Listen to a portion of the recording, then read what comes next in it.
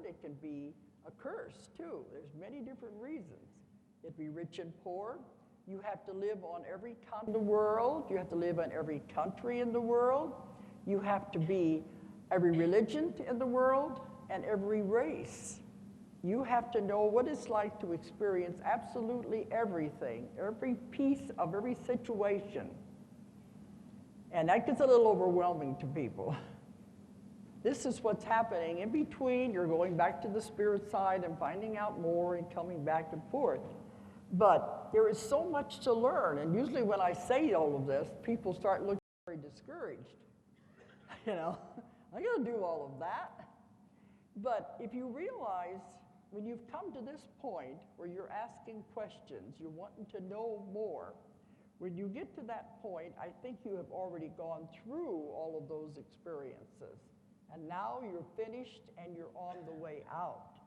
Because once you have experienced everything you need to experience, and you don't want to keep going around and around on the wheel of karma, you want to get off of that and go to the next lesson. When you finally get finished, then you return to God, to the source, and its full cycle. With all of the information you have accumulated through hundreds and hundreds of lifetimes and experiences, you take it back to God. And then somebody in the audience one time said, then what? You know? That's supposed to be the ultimate when you finally learn it all and return. But I asked them that one time, then what if we all go back?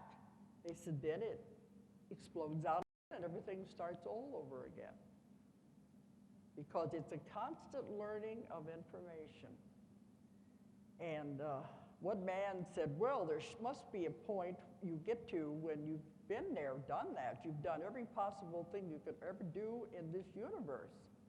And you've no reason to keep coming back again and again. Well, they said, there's other universes. There's other realities. There's other dimensions. There's a whole lot of other places you can go to. Not just this one. So it's endless. It goes on and on and on and on. And I was told, this is another interesting point, all of you have been part of creation.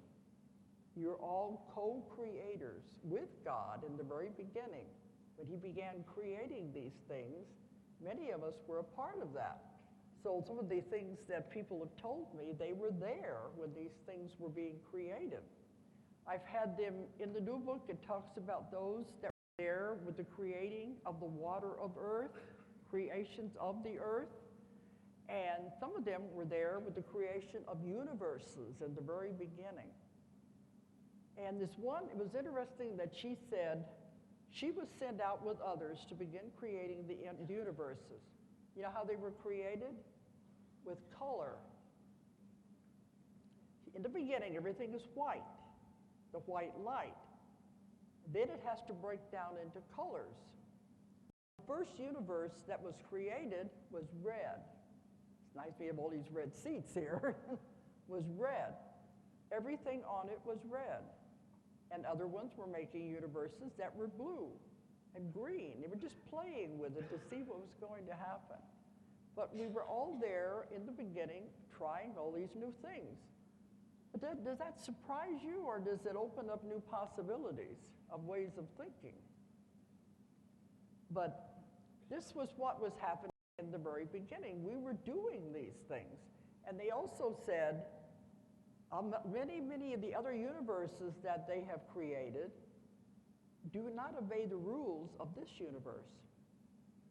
Sometimes the planets may be square, they may be triangular, they may wobble in different kinds of orbits. Maybe they don't go round, maybe they go in spirals.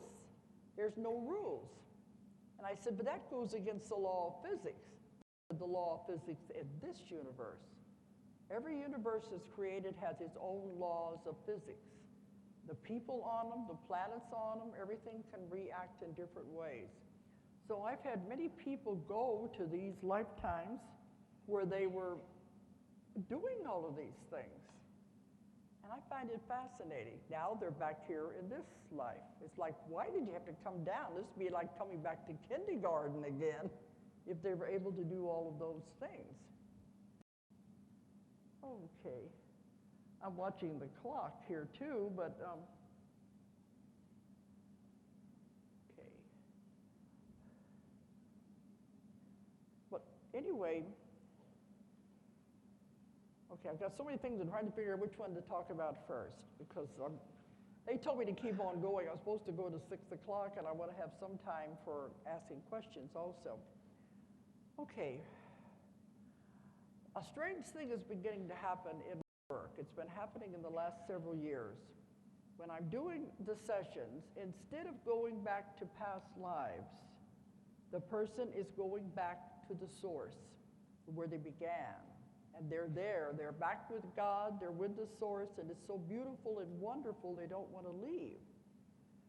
And I'm always talking to them. I said, well, I know they left because here is the body laying there. You must have left that place. If it was so beautiful, why did you want to leave? They said, I heard the call, and I answered the call. Now, what's happening now, and the ETs are very much involved with this. They have been monitoring us and watching us since the very beginning of the creation of the planet and life on the planet because they are the ones who created us. They told me in one of my books, they said, why do people say, we're here to take over the world? I said, it's ours, it always has been. We've been taking care of you since the beginning and shaking our heads about it too. But they cannot interfere. That's the prime directive. Just like Star Trek says, non-interference, that's real. They cannot interfere in what the species is doing. They just have to allow it to go on and on and on. In some of my other videos, the lectures I've done, I spent the whole lecture on talking about all of that. But they have to let the people go on and make their own mistakes and keep on with it.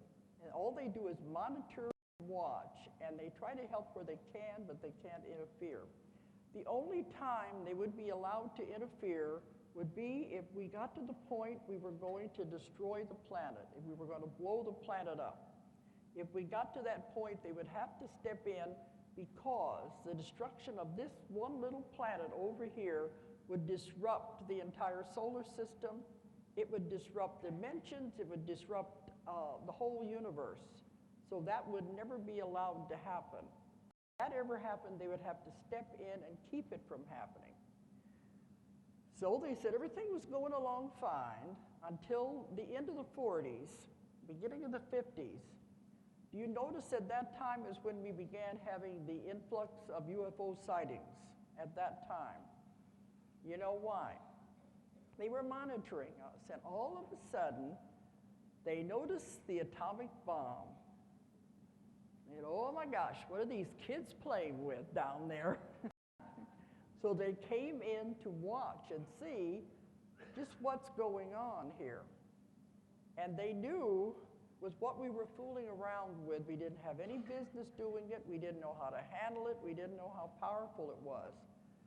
And they said, now what are we going to do? They will never know how to handle this, and they're going to end up destroying the world. That cannot be allowed. So they kept saying, they said, we have been on this cycle for so many eons, coming back again and again and again. We don't learn the lessons. We keep making the same mistakes again and again, coming back with karma over and over and over. We're on the wheel of karma. This is why Jesus came, to get us off of the wheel of karma. That's the only thing he was trying to save us from, so we could progress. They didn't understand that. But they could see we're not advancing. All we're doing is making the same mistakes, having to come back again